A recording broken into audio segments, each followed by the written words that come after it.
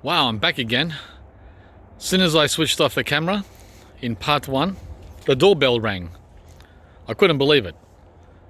Yeah, the second box arrived. So here we go with part two of Daleys rare and ultra tropical fruit tree unboxing.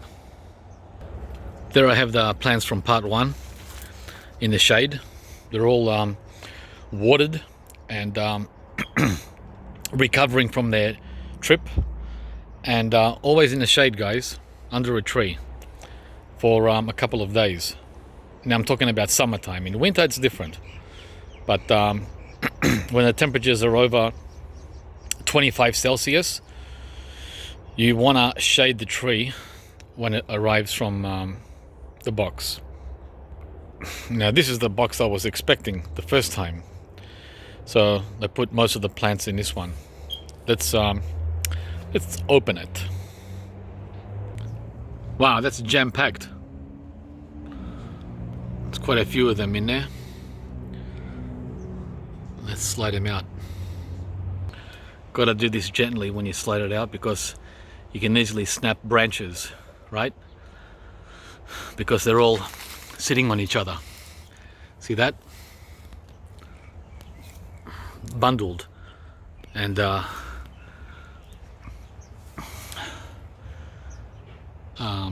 on top of each other. Wow, it's quite a load. It's quite a load how they were able to get all these in such a small space without being crushed.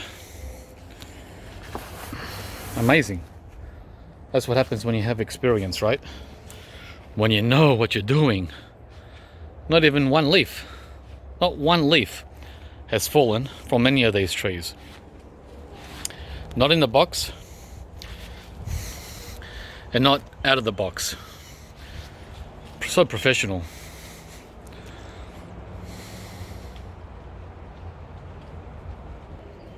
So there they are,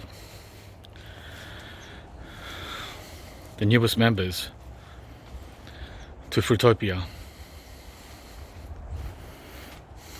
Beautiful, beautiful, great shape too. So nice. Okay guys, wish me luck for these. There's 7 trees, and as you can see, they're all good size, and they've already got 2 years of growth, which is fabulous.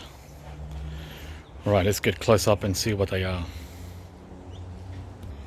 Starting at the back, these two here, they're both black sapote, chocolate pudding fruit. You might ask, why am I buying more black sapote when I already have this one and 2 more like him? Well guys, it's because these black sapote are different varieties. That's why they're different varieties. You know how there's different varieties of oranges and apples? Well, the same applies with all other trees too. That's why. And we're not talking about taste. We're talking about survival. We're talking about a better chance of making it. And lastly, the taste. If you're in a borderline climate. So survival is first and then taste. If I was in Queensland, my first priority would be taste, right? And survival would be last. Well, here it's back to front. And look at this, looky. I think one of them was fruiting, flowering. Yeah, here you are, here you go. Oh, no, they're starting. 1, 2, and 3. It's best that you drop those off the first year The last thing you want is fruit the first year. Now the varieties are this one here, and I read about these, why I picked them. This is called a Mar, a very large fruit, flattened at something. I can't see, I haven't got my glasses. So this is the Mar, grafted. And the other one is the Superb. A selection only from North Queensland. I can't read the rest, but that's the Superb. So they're the two black Sapotes, which do okay here where I am. I've never lost a black Sapote in Melbourne, so that's a good start. So what I do have a problem with though is root rot. I had root rot with this one, and he died. He died and he decided to come back to life. Strange, huh? He came back to life, and now he's so bushy and fruity. He's going crazy. Check out all that fruit.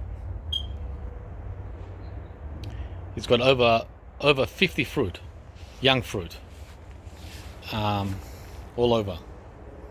But we'll do our video on the black Sapotes another time in detail. Next is this guy here with the big fancy leaves. This Mr. Fancy Pants. Look at those leaves. You know by these leaves it's potential trouble. Yeah, the larger the leaf, the more problems in a temperate zone. So this guy here is a cold tolerant variety of soursop. Yeah, I decided not to try the tropical variety any longer because I've killed I think three strikes and out. I was so close to ordering a fourth one, and I said, nope, you've had your chance, mate. So this guy here is called, there's his tag, it's called Mountain Soursop. Yeah, so he's used to a little bit more cold than his cousin, the one that gave me so many problems. So it'll be very interesting, especially with this trunk here, which is already over an inch wide. It'll be very interesting to see how he does during our winter. So that's the Mountain Soursop with the big fancy leaves.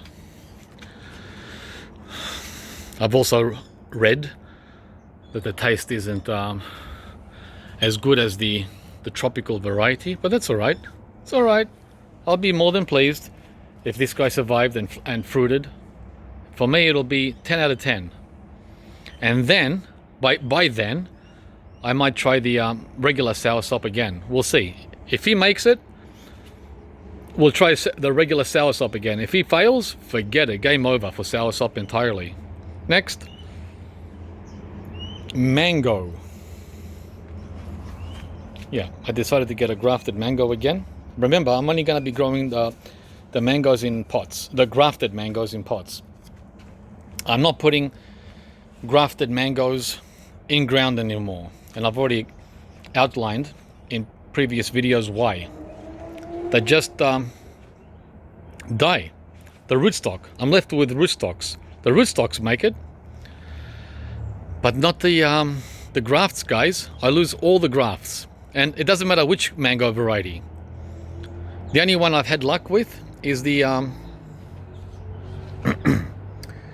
Glen, and I guess I was very lucky, maybe because of where I planted it in a sheltered corner. So this variety is the Vietnamese Nam Doc Mai, which I have tried before and it failed. So this is the second attempt of this variety, but this one's going to stay in a pot, like I said. No way and we're gonna put grafted mangoes in the ground again. Sorry. And here's the other mango that I received today. A completely different variety to the Nam Doc Mai. It's got beautiful new leaves, straight from the subtropics. Right? This is how mine get too in early summer, as you saw in the glen about a month ago. But this guy needs a drink. Can you see how he's like, water me, give me a drink, stop talking so much. Yeah, we'll give you a drink in about 10 more minutes, matey. This one is a seedling.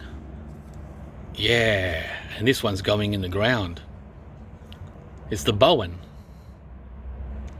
I've already got a seedling, Kensington Pride, in the ground. It's doing great. And I know this one will do great too. The Bowen.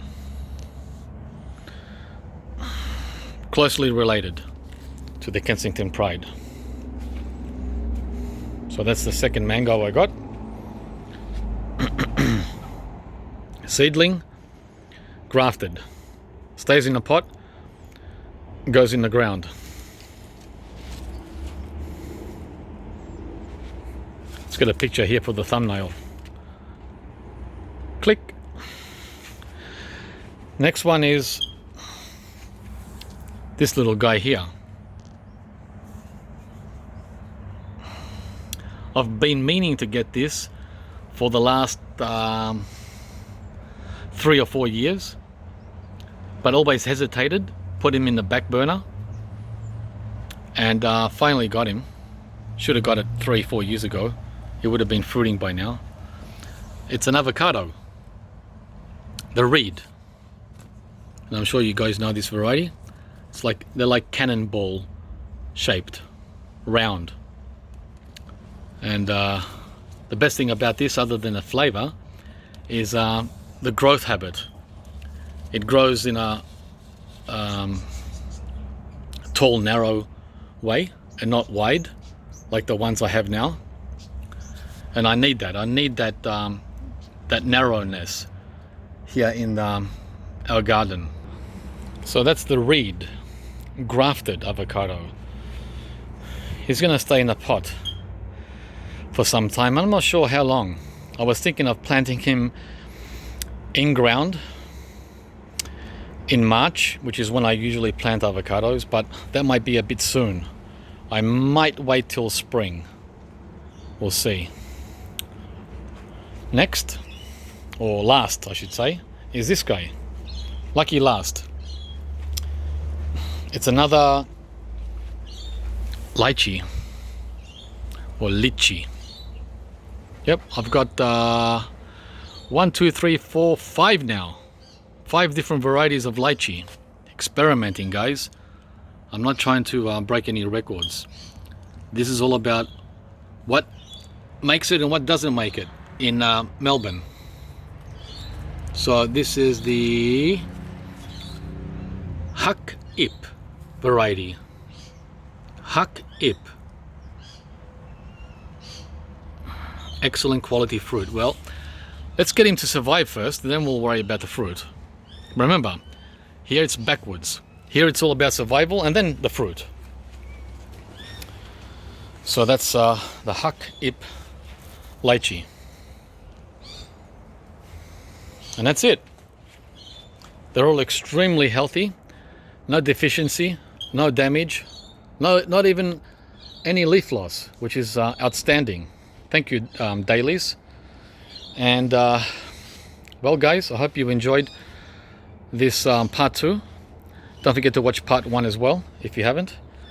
And remember to also like, share and subscribe to the channel if you haven't, because we need this channel to go far and wide in the community.